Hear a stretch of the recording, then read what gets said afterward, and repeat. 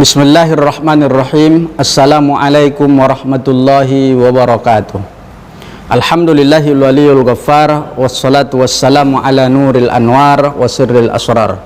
Asyhadu an la ilaha illallah wa asyhadu anna Muhammadan abduhu wa rasuluhu la nabiyya ba'dah. Kaum muslimin, kaum muslimat yang dimuliakan oleh Allah Subhanahu wa taala. Kembali kita bersyukur dengan ucapan alhamdulillahi rabbil alamin, bersalawat Allahumma salli wa sallim ala sayyidina wa maulana Muhammadin wa ala alihi wa sahbihi ajma'in. Semoga saja iman kita ditambahkan oleh Allah dan Allah golongkan kita daripada orang-orang yang mendapatkan syafaat di hari kiamat nantinya. Amin ya rabbal alamin. Menyambung pengajian kita di pertemuan yang kedua ini, masalah bab yang keenam, fadilah daripada wudu, masuk kita kepada kemuliaan wudu atau keutamaan keistimewaan wudu yang keempat. Maka keistimewaan wudu yang keempat ini mendapat pahala seperti beribadah sepanjang malam.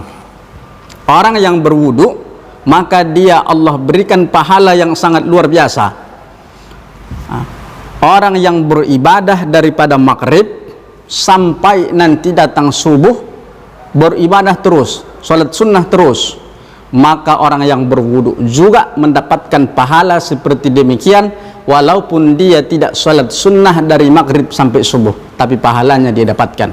Nabi SAW bersabda, qala Nabi SAW, an-naim at-tahir, as-saim at-tahir, al-qaim at-tahir. Nabi SAW bersabda,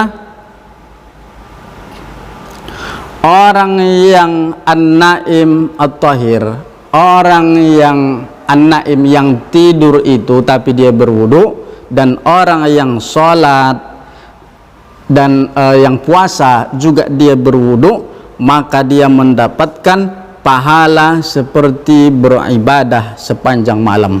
Ma'asyiral muslimin, Bapak Ibu yang dimuliakan oleh Allah Subhanahu wa taala. Mulianya orang yang berwudu mendapatkan pahala yang diberikan oleh Allah Subhanahu wa taala. Pahala-pahala sunnah dia dapatkan, padahal berwudu itu juga adalah hal yang tidak payah. Kalau saja kita berwudu kemudian Allah berikan pahala sepanjang malam seperti pahala orang yang sholat sunnah, maka tidak ada alasan lagi kita malas-malas di dalam mengerjakan wudu. Lalu apa kemuliaan yang kelima, Bapak Ibu yang dimuliakan oleh Allah Subhanahu wa taala? Allah berikan dia 10 kebaikan. Allah berikan 10 kebaikan.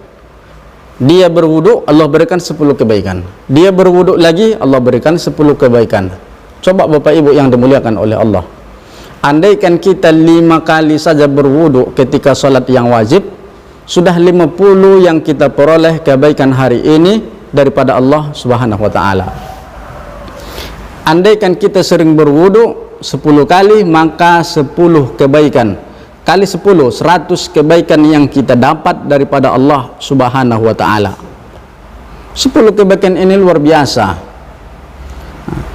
Bapak Ibu yang dimuliakan oleh Allah, qala Nabi SAW, Nabi bersabda, man tawaddo'a ala tuhurin atau ala tohrin, siapa yang berwudu untuk dia menjadi suci, kataballahu lahu 10 hasanat. Siapa yang berwudu, ya Bu, siapa yang berwudu kemudian dia menjadi suci, dijaganya kesuciannya, dijaganya air wudunya, maka Allah menuliskan 10 pahala untuknya. 10 pahala untuk kita sudah kita dapatkan.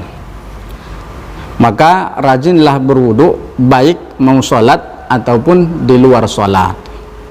Lalu apa kemuliaan yang keenam, Bapak Ibu yang dimuliakan oleh Allah Subhanahu wa taala? Wudu ini penentunya sholat sah atau tidak.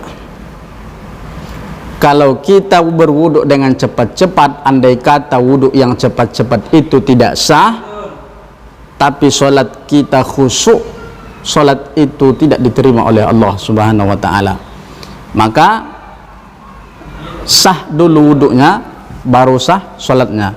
Nabi sallallahu alaihi wasallam bersabda, qala Nabi sallallahu alaihi wasallam, la salata, tidak sah salat seseorang, liman la wudu'a lahu, orang yang tak sah wuduknya, kata Nabi, tidak sah salatnya. La wudu'a, tidak sah wuduk seseorang, liman lam yuzkarismallah alaih, tidak sah wuduk tadi kalau kita tidak membacakan nama Allah subhanahu wa ta'ala. Tidak sah wuduk bagi orang yang tidak membacakan basmalah. Berarti baru sah wuduk itu kalau kita sudah membaca basmalah. Kalau sah wuduknya, maka sahlah solatnya. Bapak Ibu hadirin hadirat yang dimuliakan oleh Allah subhanahu wa ta'ala, di pertemuan yang kedua ini kita bahas ya. Yang pertama, orang yang berwuduk tadi ketika dia tidur, dia berwuduk dalam keadaan suci. Ketika puasa, dia berwuduk dalam keadaan suci, maka samalah dia dengan mendapatkan pahala sepanjang malam, padahal dia tidur. Yang kedua, yang kelima atau yang kedua dalam pertemuan ini adalah dia mendapat 10 kebaikan. Sedangkan yang ketiga, maka wudhu ini adalah sah, penentu daripada sholat yang kita lakukan. Kalau wudhunya tak sah, maka dipastikan sholatnya tak sah. Bapak Ibu hadirin hadirat yang dimuliakan oleh Allah subhanahu wa ta'ala, pertemuan yang akan datang kita akan membahas kemuliaan wudhu ke-7 daripada sampai yang ke-10. Terima kasih. Assalamualaikum warahmatullahi wabarakatuh.